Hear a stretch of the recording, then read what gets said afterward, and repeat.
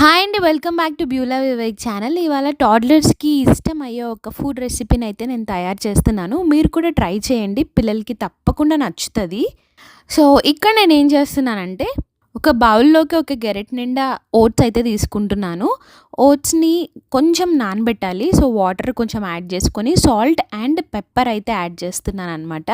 నేను కారం యాడ్ చేయట్లేదు. ఎందుకంటే పెప్పర్ సరిపోతుంది. కొంతమంది పిల్లలు స్వీట్ ఇష్టపడతారు. అక్కడ మీరు సాల్ట్ బదులు స్వీటనింగ్ కోసం షుగర్ గానీ, జాగరీ గానీ, మేపుల్ సిరప్ ఇలా ఏదైనా యూజ్ చేయొచ్చు. సో, ఇది కొంచెం నానిన తర్వాత 1 ఫుల్ ఎగ్ అయితే యాడ్ చేయాలి. ఇప్పుడు ఒక మిక్సీ జార్‌లోకి ఇదంతా ట్రాన్స్‌ఫర్ చేసుకొని, మనకు దోస బ్యాటర్ వచ్చే కన్సిస్టెన్సీ లాగా ఈ బ్యాటర్ అనేది రెడీ చేసుకోవాలి. ఒకవేళ గట్టిగా అనిపిస్తే కొంచెం వాటర్ యాడ్ చేసుకోవచ్చు. సో, ఇక్కడ నేను పాన్ పెట్టి కొంచెం బటర్ అయితే యాడ్ చేశాను. మనం దోసని ఎలా అయితే స్ప్రెడ్ చేసుకుంటామో సేమ్ అలాగే ఈ బ్యాటర్‌ని వేసి దోసలాగా అయితే స్ప్రెడ్ చేసుకోవాలి.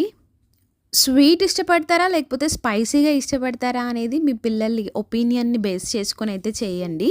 ఫస్ట్‌లో నేను పిల్లలు స్వీట్ తింటారు కదా అని చెప్పి నేను ట్రై చేస్తే స్వీట్ బాబు తినలేదనమాట. సో, ఇలా నేను స్పైసీగా ట్రై చేస్తే బాబు తిన్నాడు. కొన్ని రెసిపీస్‌కి స్వీట్ ఖచ్చితంగా ఇష్టపడతారు. సో, అలా ట్రై చేయండి. ఎగ్‌లో ప్రోటీను, ఓట్స్‌లో కార్బ్స్ కావాల్సిన న్యూట్రియంట్స్ అన్నీ పిల్లలకైతే అందుతాయి. అండ్ వాళ్ళకి ఫిల్లింగ్‌గా కూడా ఉంటుంది. ఇంకా హెల్తీగా కావాలంటే ఏవైనా గ్రీన్ లీఫీ వెజిటబుల్స్‌ని చాప్ చేసుకొని యాడ్ చేసుకోవచ్చు. అది ఇంకా బావుంటది. మా చిన్నోడైతే అవన్నీ తినడు కాబట్టి నేను ఇలా సింపుల్‌గా చేశాను. సో, ఈ రెసిపీ గనుక మీకు నచ్చితే లైక్, షేర్ అండ్ సబ్స్క్రైబ్ చేయండి. ఒకసారి రెసిపీని ట్రై చేసి కమెంట్ చేయడం అయితే మర్చిపోవద్దు.